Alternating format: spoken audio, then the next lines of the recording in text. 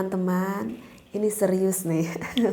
Kalian mesti coba kopi produk dari Al Asran. Ini kopi produk aku sendiri. Aku membawa kopi Lanang Jagat premiumnya. Insya Allah kopi ini dapat membantu untuk menjaga keharmonisan para suami dan juga istri. Yang wajib kalian ketahui, kopi Al Asran ini tidak mengandung kimia dan juga tidak mengandung bahan pengawet, sehingga tidak ada efek samping berdebar di jantung ataupun kunang-kunang pusing di kepala kalian. Jika penasaran, bisa dikunjungi di toko TikTok Al Asran ataupun Shopee Al Asran. Bismillahirrahmanirrahim. Assalamualaikum warahmatullahi wabarakatuh. Para jamaah fikih nikah rahimakumullah. Berjumpa kembali bersama saya dengan Teteh Iim tentunya di sini ya. Di channel Fikih Nikah ini mudah-mudahan setiap kajiannya selalu mendatangkan kemanfaatan dan memberikan keharmonisan bagi kita yang sudah berkeluarga. Amin ya Allah ya Rabbal Alamin. Bismillah walhamdulillah wassalatu wassalamu ala rasulillah. Para jamaah fikih nikah, kita sebagai seorang istri, bagusnya kita itu menjadi seorang istri apa ya? Menjadi seorang istri yang pandai. Yang pandai apa? Yang pandai di dalam segala hal. Segala hal. Yang pandai di dalam mengatur ekonomi, yang pandai menyenangkan suami, yang pandai merawat anak-anak kita, gitu ya. Yang pandai menyegarkan keadaan rumah. Ya, pandai di dalam segi apapun yang dibutuhkan di dalam keluarga, seperti itu. Dan tentunya saya sendiri pun semakin bertambahnya umur di dalam berumah tangga itu merupakan proses pembelajaran kalau yang saya rasakan seperti itu ya, terus kita tidak henti-henti di dalam proses pembelajaran di dalam rumah tangga. Maka ini ada tips bagi seorang istri, kita harus mengetahui ada beberapa hal karakter secara umum yang dimiliki oleh seorang suami. Nah, ini karakter umumnya. Yang pertama, karakter seorang laki-laki itu lebih mendominasi terhadap akal loh, wahai para istri. Kalau seorang istri itu lebih cenderung kepada hatinya yang Allah berikan, kebanyakan umumnya seperti itu. Sedangkan secara fitrahnya Allah berikan kepada seorang suami itu lebih cenderung kepada akalnya. Seperti itu. Makanya kalau misalkan seorang suami mendapati suatu permasalahan apapun itu, maka sang suami akan lekas mencari solusi akan permasalahannya itu. Misalkan seorang suami mencari nafkah, bagaimana ya solusinya agar aku mendapatkan, misalkan berupa materi, di dalam pekerjaannya ada sedikit kendala, cepat-cepat dipikirkan oleh suami bagaimana solusinya. Sehingga sang suami itu ketika membutuhkan solusi itu cepat terselesaikan permasalahannya itu, suami itu membutuhkan ruang dan waktunya sendiri. Jadi kita jangan kaget sebagai seorang istri kalau kita sering melihat suami kita kok lebih senang menyendiri begitu ya. Terkadang keluar dari rumahnya, terkadang di rumahnya gitu ya. Lebih fokus akan apa yang sedang ia alami karena ingin mendapatkan solusi. Terkadang ketika istri memanggil namanya pun seolah-olah tidak mendengar. Dikarenakan ya pada saat itu suami lagi memikirkan solusinya pada suatu keadaan yang harus segera diselesaikan. Jadi kita harus paham sebagai seorang istri kalau suami lagi menyendiri dan kita jangan overthinking, jangan jangan berpikir negatif gitu kepada suami kita. Aduh kok suamiku sering menyendiri ya gitu ya. Lagi apa kok asik sendiri ya? Jangan-jangan suamiku misalkan lagi lihat HP, lagi lihat TikTok yang seksi-seksi misalkan seperti itu. Tidak perlu berpikir negatif seperti itu juga.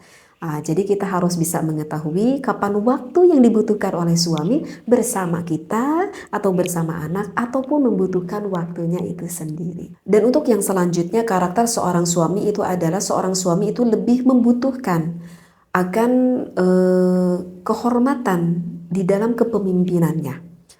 Wahai para muslimah, para istri harus paham ya bahwa di dalam Islam suami itu adalah pemimpin kita.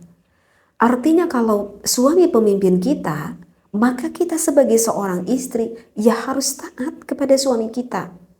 selama ketaatannya itu tidak bertentangan dengan hal yang tidak diridhoi oleh Allah gitu. Jadi jangan berpikir bahwa seorang perempuan, oh sekarang zamannya udah beda teh.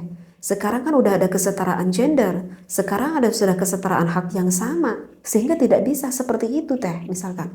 Oh tidak, di dalam Islam tidak diajarkan seperti itu. Di dalam Islam diajarkan seorang perempuan ataupun seorang anak ketika belum menikah maka wajib taat kepada ibu bapaknya. Dan ketika menikah seorang istri maka wajib ketaatannya itu berpindah, yaitu wajib taat kepada sang suaminya. Maka kalau kita taat kepada Allah dan taat kepada suami kita, insya Allah jaminannya itu adalah surganya Allah.